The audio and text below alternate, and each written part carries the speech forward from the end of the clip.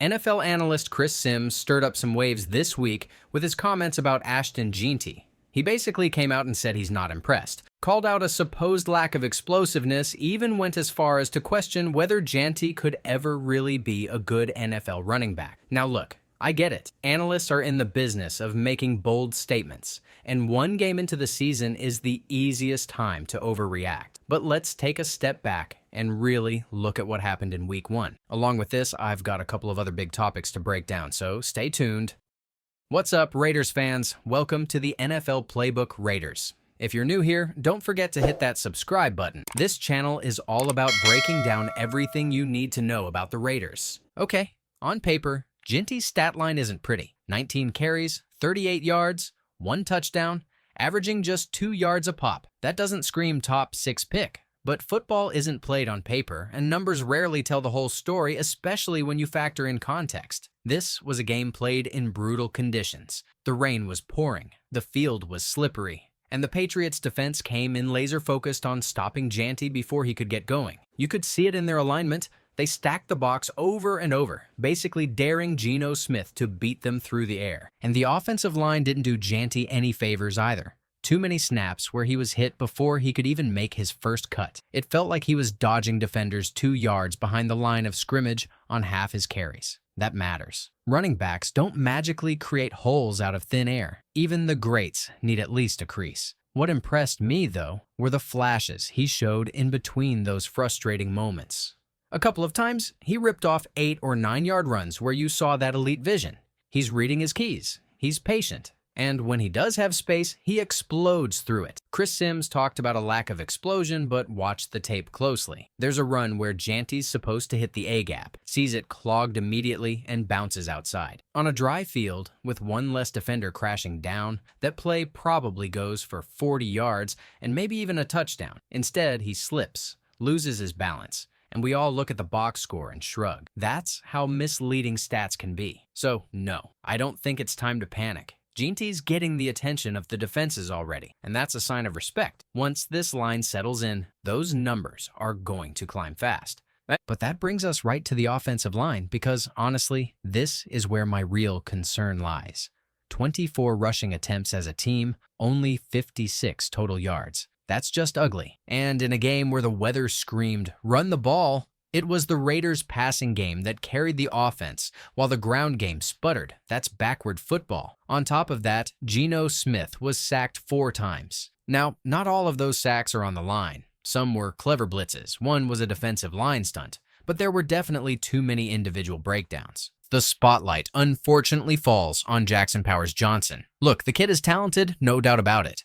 But he's making a tough adjustment moving from center to right guard, and it showed. He missed a crucial block that led directly to a sack and committed a drive-killing penalty. This is part of the growing pains you expect from a rookie playing out of position, but the Raiders don't have the luxury of time here. They need this group to gel quickly. A strong line will not only unlock Jeanty's potential, but also keep Geno upright and confident. Without that, you're asking your quarterback and skill players to carry too heavy a load every week. Now, while we're talking about players who stepped up, let's shift to the other side of the ball and talk about Thomas Booker. If you didn't notice him on Sunday, you weren't watching closely enough. In just 44 snaps, Booker managed 5 total pressures. What jumps out is his first step. It's explosive. He's firing off the line so quickly that offensive linemen are on their heels before they even know what hit them. He doesn't have the refined hand technique of a veteran star yet. You're not going to see a ton of swim moves or perfectly timed rips, but raw quickness like that is a rare trait.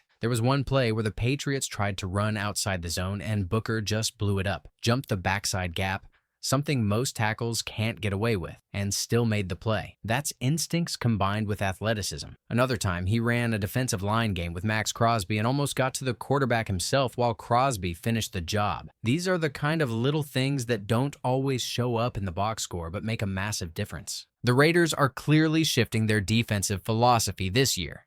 Instead of rotating 4 edge rushers heavily like they did the past 2 seasons, they're leaning on 3 main guys, Max Crosby, Malcolm Kuntz, and Tyree Wilson, while using 3 defensive tackles in a tighter rotation. Booker, along with Adam Butler and Jonah Lalu, is going to be a key piece of that puzzle. If he keeps flashing like he did in Week 1, he's not just a depth guy.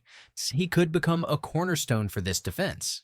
And speaking of cornerstones, this all circles back to the man at the top, Pete Carroll. His debut wasn't just another win, it was history. Carroll became the first head coach ever to win his debut game with 4 different NFL franchises. That kind of stat doesn't happen by accident. It speaks to his ability to walk into a building, change the culture, and get buy-in immediately. You could feel it in the post-game locker room. The energy was electric. Players were hyped. And there was a sense of belief that's been missing in Las Vegas for years. Now, think back to the offseason. The Raiders didn't just stumble into Carroll, they had a roller coaster coaching search. Their top target at one point was Ben Johnson, who ultimately chose to go for the Chicago Bears. Imagine if that had happened. Week 1 showed us what that alternate reality might have looked like.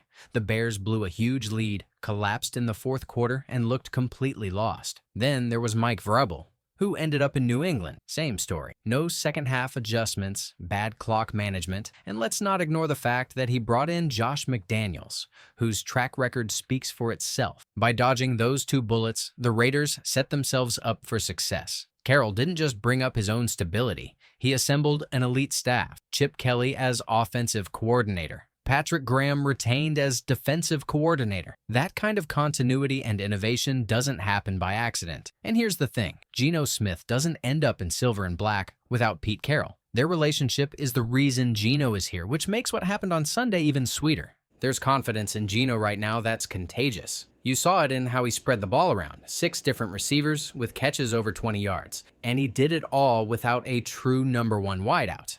This offense is built on depth and versatility. Brock Bowers was electric before his knee scare. 5 catches, 103 yards, and countless headaches for the Patriots secondary. He wanted to go back in, but the staff wisely held him out. Pair him with Michael Mayer, and you've got one of the most dangerous tight end duos in the league. Then there's Jakobi Meyers, who quietly had 8 catches for 97 yards while navigating his own contract situation. Geno has so many options right now, and that's part of why this offense could become elite if the line holds up. Behind the scenes, the Raiders are still tweaking the roster. They recently worked out defensive backs Isaiah Bolden and Alex Johnson, as well as wide receiver Samori Toure. This might seem minor, but it shows they're not content to stand pat. The secondary wasn't terrible against the Patriots, but with tougher passing attacks coming up, you want as many capable bodies as possible, even if it's just for special teams depth. And those tougher challenges are coming fast. Next up are the Chargers, and defensive coordinator Jesse Minter is going to bring a whole different kind of test. His defense thrives on simulated pressures, making it look like one thing pre-snap, then bringing heat from unexpected angles. It's not just about having Khalil Mack coming off the edge, it's about confusion. If the Raiders' offensive line doesn't communicate perfectly, Geno could be running for his life. This is also where Jeanty comes back into the picture. Establishing even a modest run game will be crucial. If defenses respect the run, it slows down those blitz packages and opens up Geno's play-action game.